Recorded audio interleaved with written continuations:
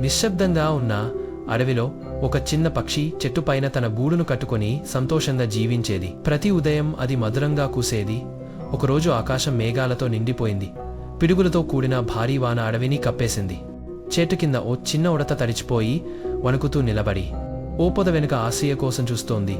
ఆ ఉడతని గమనించిన పక్షి ప్రేమతో పిలిచింది, రా, నా గూడులోకి రా, ఇక్కడ నీకు ఆపద ఉండదు. గూడులోకి వచ్చిన ఉడత సౌకర్యంగా ఉంది. పక్షికి కృతజ్ఞత చెప్పింది. అక్కడే వారి మధ్య ఒక స్నేహం ప్రారంభమైంది. కొన్ని రోజుల తరువాత వాన ఆగింది.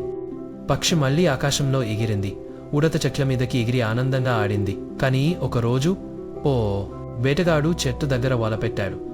పక్షి దిగిన క్షణమే వలలో పడిపోయింది. అది గట్టిగా కేకలు వేసింది.